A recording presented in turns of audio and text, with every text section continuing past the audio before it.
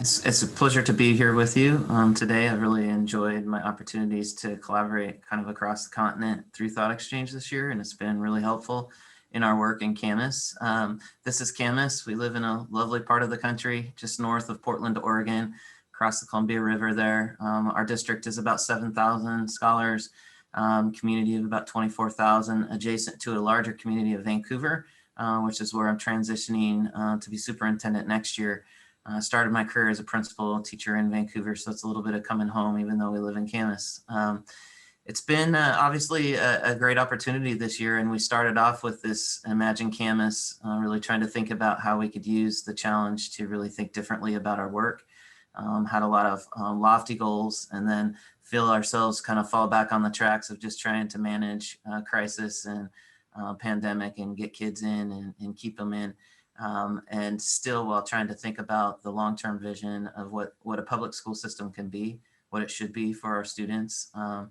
And so in preparing for this, just thinking about the board meeting we had last night where we were proposing our reopening plans, or not reopening, our recovery plans is what they're calling them in Washington State. And so we need to submit those to the state by June 1st. And so we started with another thought exchange that had been really powerful for us throughout this experience of engaging our staff, students, and community in a town hall kind of cycle, with the thought exchange really launching that.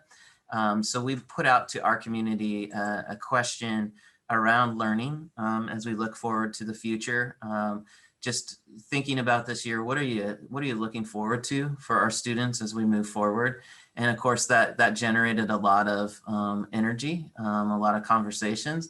One thing I think that you're probably recognizing, I am, is that it's not like it's a shock when the comments come out of Thought Exchange. We know a lot of what people are thinking, but it certainly gives us some leverage to amplify some voices that are maybe a little quieter or don't feel like they have the opportunity to engage at the same level.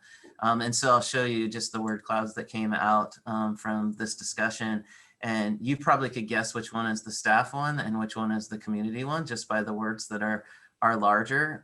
So as this loads, hopefully, you see some big words on this one, smaller sizes. So you guess probably that's our staff conversation. And they're recognizing that the ability to serve learners remotely and in person has, they're looking forward to hopefully to having smaller groups of kids next year and consider their unique assets and opportunities to build from those.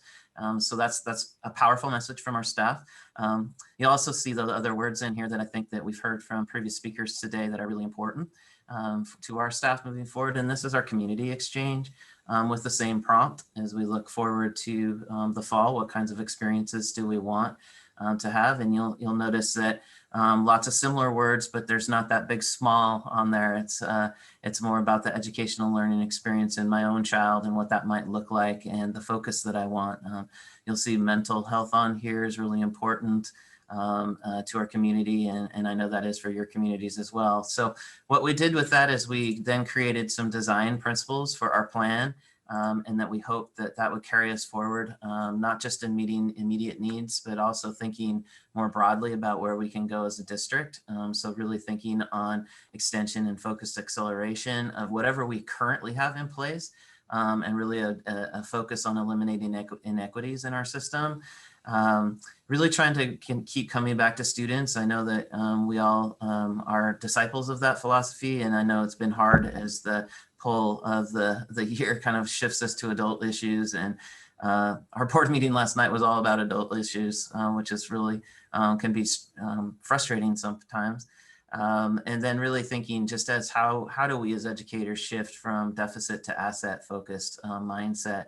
And so as we move forward with our planning, really looking at how do we amplify and continue to give opportunities for students, family, and staff to voice their experiences and help us learn and grow with them. Really having some assessments as a cornerstone of our process, whether that's diagnostic, formative, well-being. We use Panorama in our district as a well-being screener that's been really successful.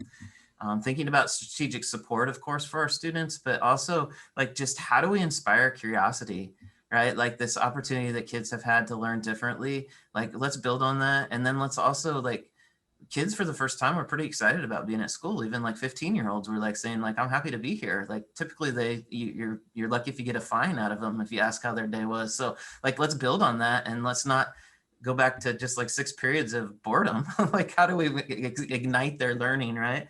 And then as a system, how do we inspire innovation? So just even thinking about our summer programs, how might we flex teacher schedules so we start thinking differently about the school year, and really using this as an opportunity to build. So I'll stop there.